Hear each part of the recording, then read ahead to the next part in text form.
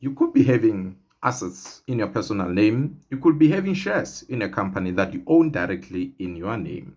And you're wondering, how can you preserve these? Or for that matter, how can you ensure that you minimize potentially tax liability? You and I are aware that when a person passes on, there are costs that needs to be paid out of his estate, right?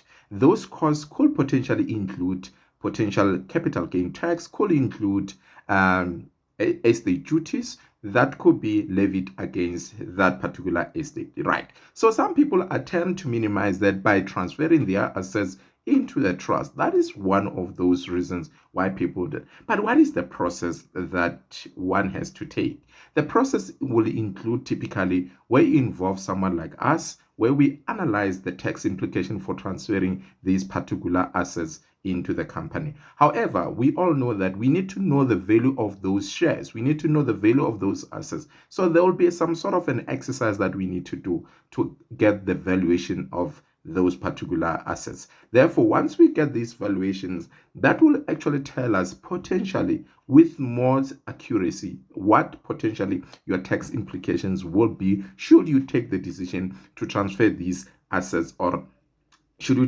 take a decision to transfer the shares into a trust. And therefore, from there, you are able to make an informed decision to say, are there costs that are involved for me to transfer these assets into the trust worth compared to the future potential cost should I pass this on? But remember, it's not always even about that. Think about it. How many of us have been in a scenario where people are frustrated that, you know what, my parents' wealth has not been transferred yet to us for whatever reason? It could be issues with service providers, be it the banks, insurance companies, or for that matter, even those executors who are winding up an estate.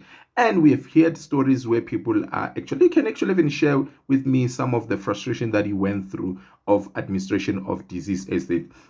Some people are complaining about issues of having service provider changing lawyers from one to another, and this process not actually coming to an end. You can actually share with me your experience on the frustration that you undertook regarding the winding up of the estate of your parents or your siblings or someone related to you that has not been finalized because of certain. So that's why some people decide, they say, listen, let me rather transfer everything when I'm still alive into a structure. Yes, so that my family, my kids don't go through this process. But remember, there's a process that we need to take in order for you to transfer all these things. And of course, we need to analyze if it's ideal for you to undertake this exercise, because not everyone is suitable to everyone to have a living trust. That's just reality, right? So we need to compare and we need to show you the risk that you are taking for transferring these assets into a trust and the benefits for that matter, and the risk and the benefits of not transferring these properties, right? So then a person can make an informed